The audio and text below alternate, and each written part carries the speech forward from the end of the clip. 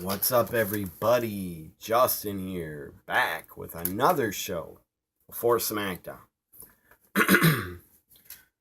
Just saw this show like 2-3 weeks ago. Have not yet done it, so I'm gonna do it now. And I got a lot more shows that I've not done, not have got to, but I will get to them eventually. A lot of countdown shows, and I got part of the fantasy booking for WCW 2000. I got part of it booked. Like the first 3-4 months booked. I will do that show in the future. So, this is a new countdown. Top 10 tag team breakups in wrestling. Top 10 tag team breakups, number 10.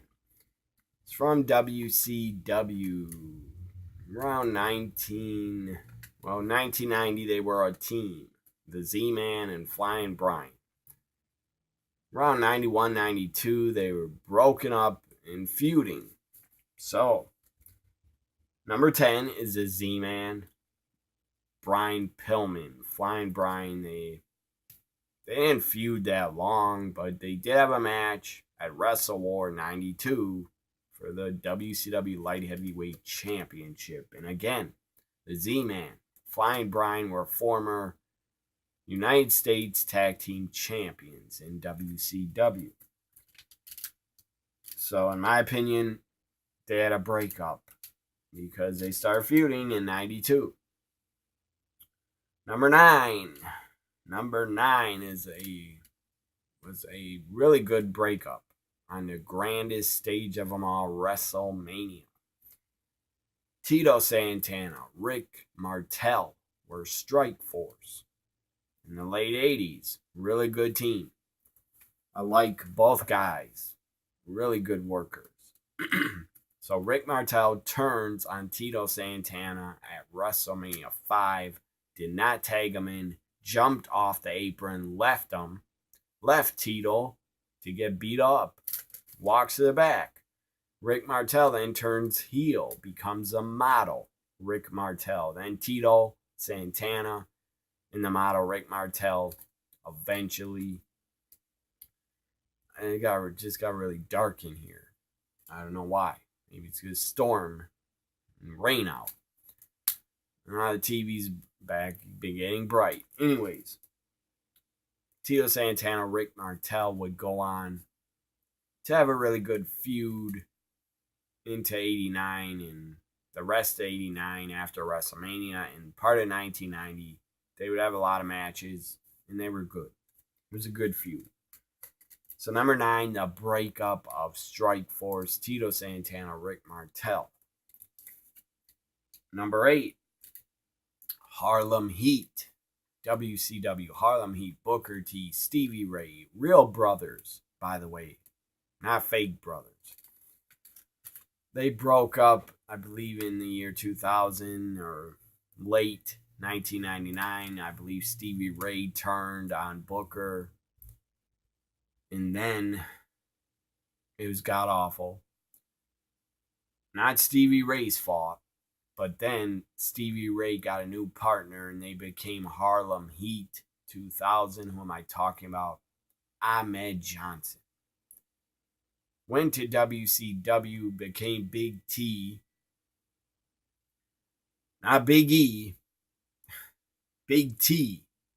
Should have been called Big Refrigerator because the guy gained like 150 to 200 pounds. The guy came into WCW like, I swear he looked like he's over 380. He got really out of shape. I don't know why. He was unsafe in the ring.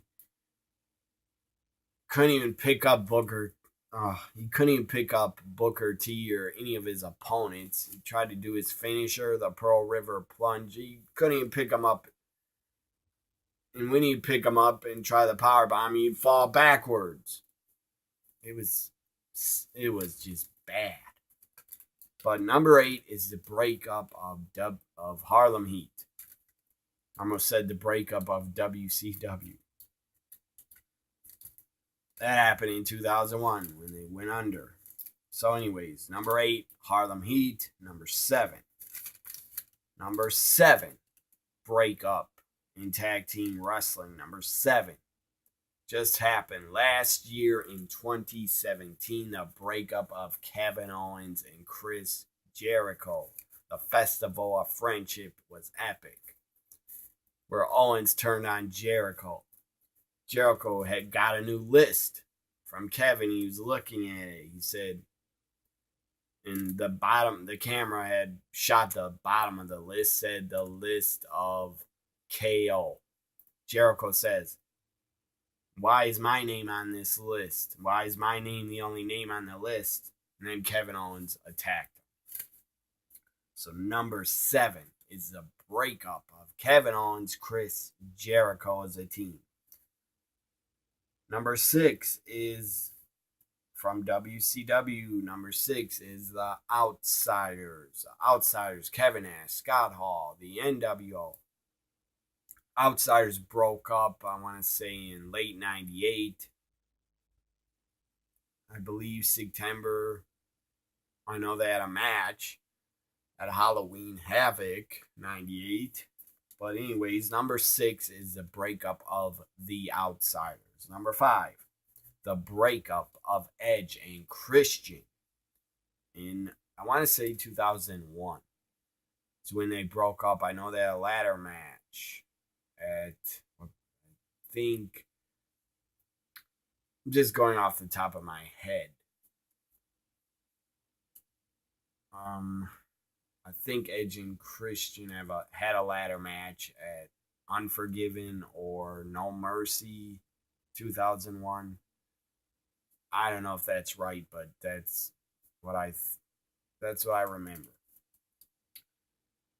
So Christian was jealous because Edge became the king of the ring in 2001. Christian turned on Edge. They had a pretty good feud.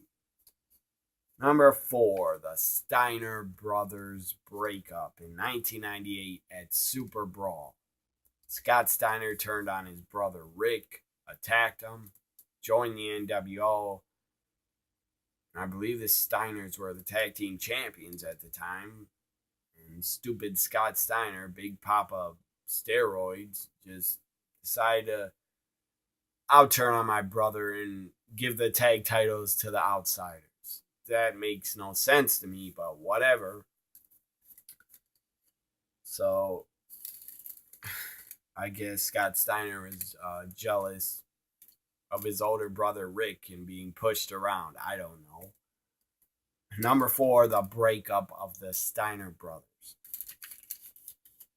So now we got the top 3. Number 3, breakup of tag teams. This is the top 10 tag team breakups. Number 3 is Team Hell No. Kane and Daniel Bryan. The segments that they did together were epic. They had a therapy session, Dr. Shelby. It was great, fantastic TV to watch. Really entertaining. Team Hell No was really, really good and really entertaining together. Had great chemistry together. So number 3 is the breakup of Team Hell No. They would eventually feud. Number 2, I'm going to go to TNA Wrestling, Impact Wrestling. Number 2 is the breakup of a great tag team when they were together. Great tag team. Number 2, the breakup of America's Most Wanted. James Storm, Chris Harris.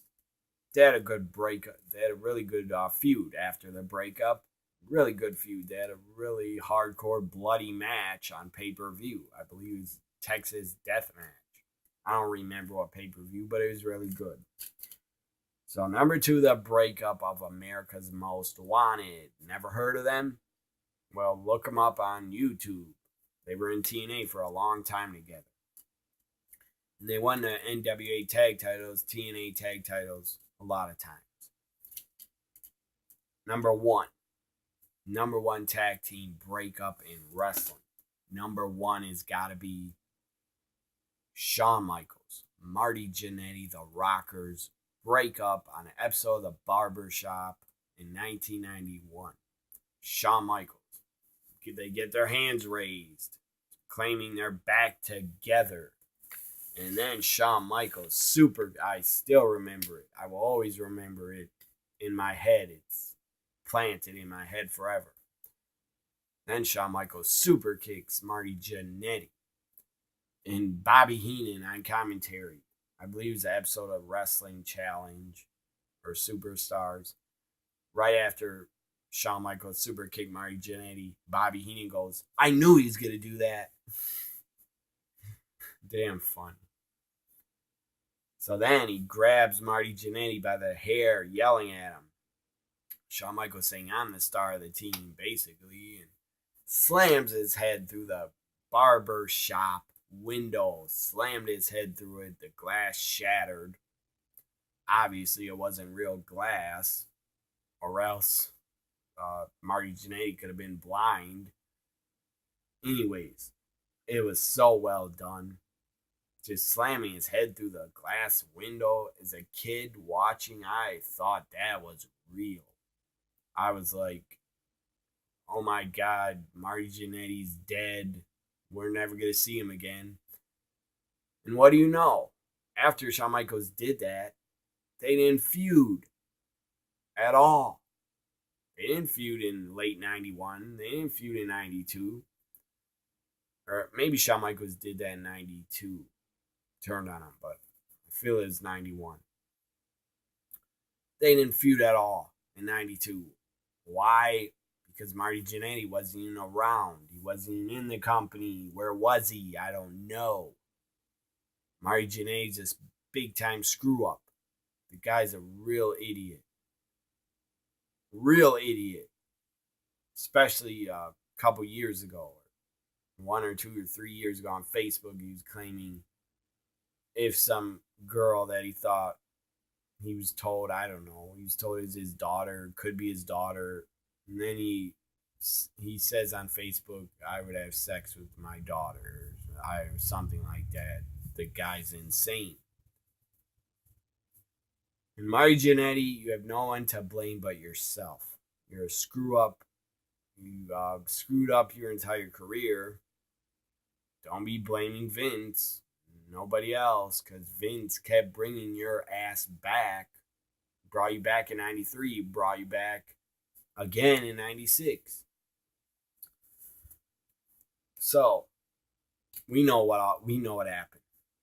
They didn't feud in 92, but they did feud in 1993. They had a couple matches over the Intercontinental title. One was a very memorable episode of Raw, May 1993, where Marty Jannetty defeated Shawn for the Intercontinental title. I believe he'd only hold it for like a week or a month, and then he lost it back at a house show. But we all know what happened. The Rockers breakup is number one because Shawn Michaels is a Hall of Famer. And Marty who? Where's Marty?